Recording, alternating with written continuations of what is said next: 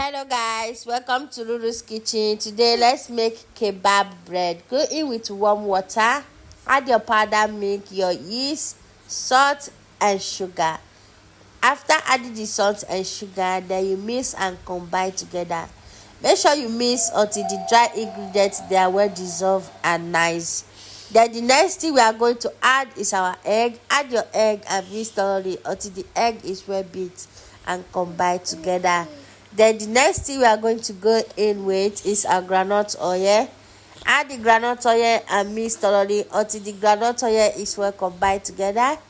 Go in with some flour. Add the flour. Then we are going to be adding the flour step by step.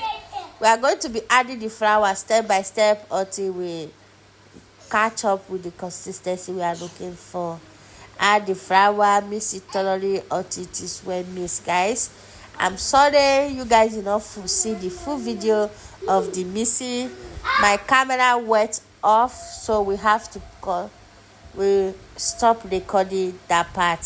So if you do not see the end of the mixing though, guys, bear with me because my camera went off. Mix it thoroughly until it is well mixed and nice. After a while and after enough mixing, you allow it to rest. Bring it out. As you can see, our dough is rest enough. The next thing we are going to do is to defriend the dough and transfer it into our one surface. I wet my one surface with some groundnut oil.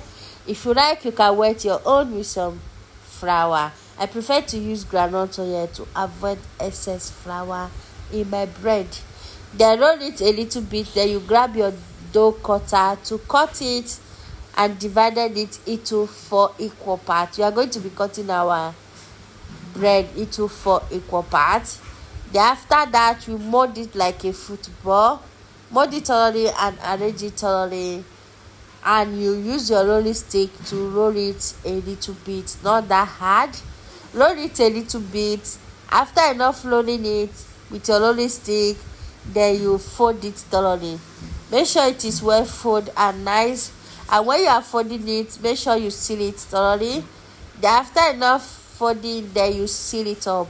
Make sure it is well sealed and nice to avoid the bread not to get burst while you are baking it. Transfer it into your baking pan, and the next thing is to cover it with our kitchen towel. Cover it thoroughly and allow it to rest again. Open it and rub your egg and milk. Rub egg and milk on top, and the next thing is to put it in the oven and allow it to bake on our own. As you can see, our kebab bread is ready. Enjoy with us, eat with us. Don't forget to subscribe on my YouTube channel. Remember, stay tuned. Bye.